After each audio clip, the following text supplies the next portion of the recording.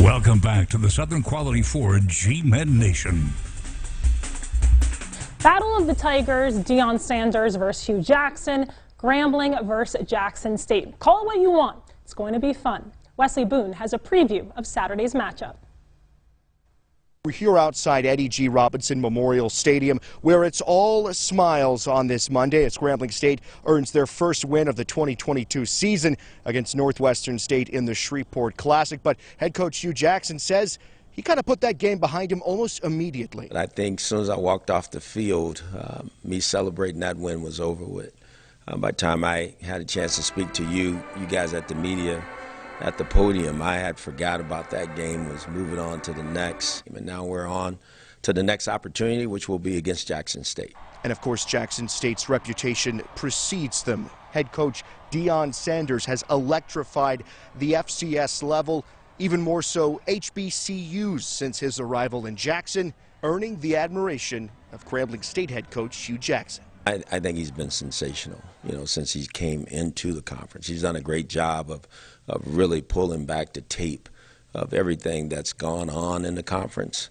I think he's pulled back the tape as far as exposing young players to more opportunities, whether it be the National Football League or just everyday life. He's been great that way, and Deion's always been that. Jackson State hasn't allowed a touchdown on the season so far, just 2 field goals, 6 points against Tennessee State in their Week 2 win. So what's it going to take for Grambling State to continue their offensive prowess from Week 2 to Week 3?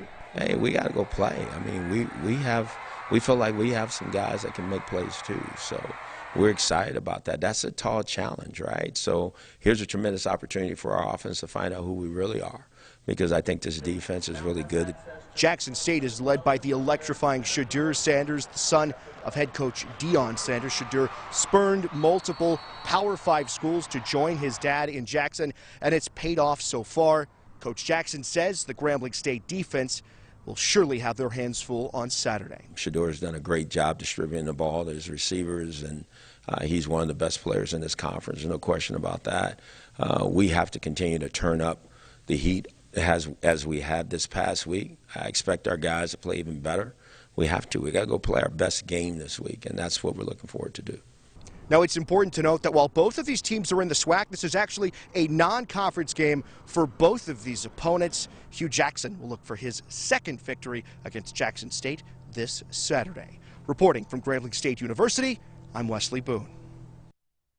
Thanks, Wes. Now, of course, the head coach at Jackson State has a very lengthy and impressive resume. Deion Sanders is in his third season as the leader of the Tigers and has the team projected to win the SWAC East for the second straight season. And he's no stranger to Hugh Jackson. In fact, the two talk regularly, adding an extra layer of intrigue to an already highly anticipated matchup. He's a great guy. I call him for certain things that I would like to know, things I would like to implement, things that I would like him to know. So we have one of those relationships, and he's always been a great guy. Even when I was in the NFL, and he was in the NFL as well. He's a good friend. Obviously, we've competed against him when I was coaching. He was playing. But since then, to grow our relationship in a little different way about, just this conference and how we can help make it better. Those have been some great conversations. I lean on him a lot because he's doing it at a high level. This week's matchup to watch will come between SWAC preseason Offensive Player of the Year Shadur Sanders and Grambling defensive end Sundiata Anderson. Sanders has already thrown 6 touchdowns to no interceptions in 2 games this season and is averaging just under 300 yards per game through the air. Anderson will be key to slowing him down. He's one of 3 G-men with a sack so far. He has made 6 total tackles, 2 of which have gone for a loss. But Sanders isn't the only JSU star to keep an eye on. In fact, the conference had their eyes on 3 of them a week ago. On the defensive side of the ball, Niles Gaddy made a career-high 3.5 sacks and 4 tackles, which is also a career high. JSU only allowed 2 rushing yards to Tennessee State in a 16-3 win.